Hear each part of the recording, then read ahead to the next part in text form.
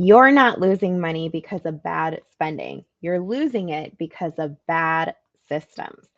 Every business has bottlenecks, tasks that eat time, tools that overlap, processes that make things harder than they need to be, people like owners that get in the way. I know I've been my own bottleneck more than a few times.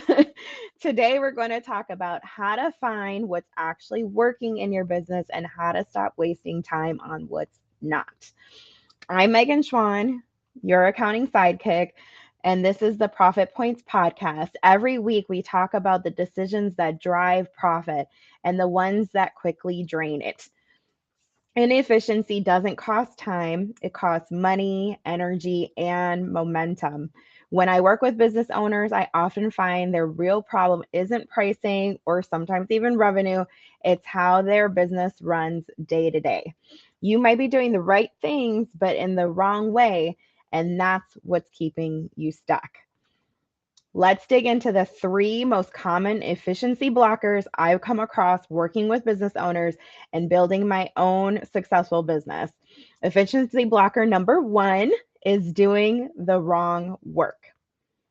If you're doing tasks that don't require you, you're the bottleneck. So ask yourself, if I stop doing this, would it affect profit or growth? Is it driving things forward? Can somebody else do this 70%, 80% as well as me? If not, it's time to delegate or automate. For example, you're still managing invoices manually when your bookkeeper or an automation software could handle it, or you're still doing your bookkeeping, period, even though you've hit six figures. Other things like email management, scheduling, sometimes even the deliverables. If somebody else could be doing something that you're doing at least 70 to 80% as good as you need to let it go. So, a quick win that you can do is make a stop doing list this week. Start today. Start with three things that don't need your hands on them anymore. You can delegate it to your admin. You can, get ready to hire a position as well. If you're a solopreneur, start putting down on a list the things you should stop doing. Okay, efficiency blocker number two, manual repetitive processes. If you're still manually tracking things like leads, receipts, client updates, your business is probably stuck in slow motion. Every repeatable task should have a repeatable system. For example, one of my clients used to manually schedule every client call. We built a system that automated a booking system that saved her 5 hours a week. Another client, similarly, needed a way to track leads instead of using just a spreadsheet that she was doing.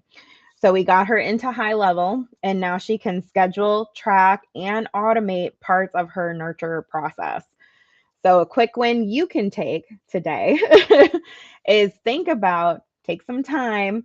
This is like that working on the business and not just in it time. Take some time, look at what you do over and over again. Sometimes you even have to think about what are things that I'm doing similarly for each client, especially if you have a more customized process. Remember, you can create customization within a system that is set. So for instance, with that, this is a side note, but I recently did this with a client as well because she has a very customized business, but it's similar to a cup, such as this. This is a cup. It gets manufactured the same way. It has the same type of core pieces to it, but I can still customize this cup for every individual. I could put different color stickers on it, different types of wording on it, but the essence of how to do that and even the process of putting the stickers on it are the same for every single cup that leaves this building. You have to do the same thing. If you have a business that is customizable, you have to get down to what are those core aspects of your business that you can start systematizing and replicating and creating and to putting into a repetitive process. That is how you create growth and scalability for your business. It can't be dependent on you. So, one thing to do look at what you do over and over again and think about how to automate one of them this week. Start small, but start now. Make it a priority. Okay, efficiency blocker number 3, lack of standardization, which is kind of what we were just talking about as well. When every business or team member has their own way of doing things, chaos creeps in. SOPs, standard operating procedures, sound boring, but they save money and sanity. And systems don't replace people, they empower them to do their best work. This is a huge one. Like I said, with the cup example, that can be used for either one of these pieces because they're very similar. And I get it. Trust me. Creating SOPs, especially while you've already been in business for a while, it takes time and effort and clarity, which can very well seem overwhelming and time sucking. And honestly, it does take a lot of effort up front. But if your goal is to scale or even just get to a point where you can delegate some of what you do, you have to do this part. It's really, really important. And the investment of time and energy upfront will pay off in the long run. So, a quick win for this blocker is to document one process that's been causing confusion that you can set out quickly. It could be as simple as a checklist, just something that helps to create consistency. So another client story. One of our clients was growing a service business where she was working around the clock. She thought that she needed to hire more help, which is often the case, right? If we feel like we don't have any breathing room or we're always going, sometimes the thought is, oh, I have to bring on more team members. But when we took a deep dive review into her operations and her business model, we realized and we were able to add up that she was wasting about 10 hours a week on redundant admin things. And her team also wasn't maximizing their time. So then it was pushing more back on her. So what we did is we worked on streamlining her workflows. We consolidated some of the software she was using, and then we set up a plan to train her assistant to handle intake calls that were coming in and then reporting on what was going on the admin side so that it removes some of the time that she had to spend.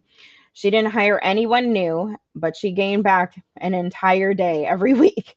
That time now goes to strategy, sales, profit planning, growth, development, all of the things that a CEO really should be focused on. Efficiency is profit in disguise.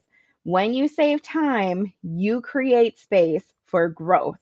You don't need to overhaul everything. Just start by fixing the leaks.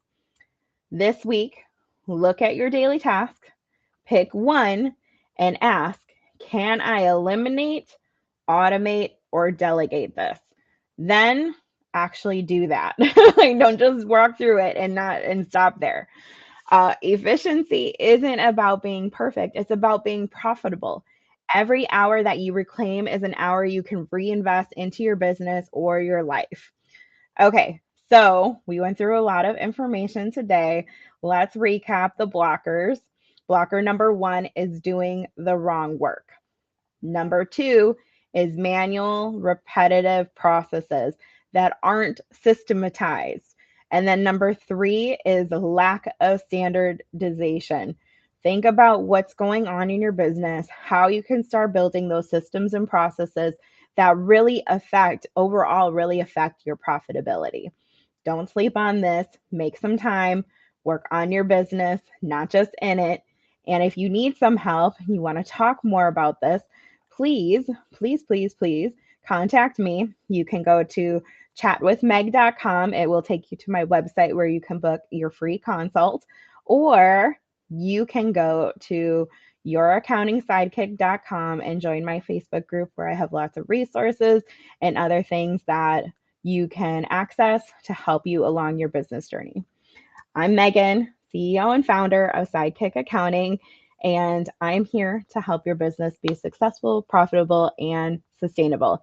And you can do it with a little bit of attention and a lot of support and education and action, you can make it happen for yourself as well.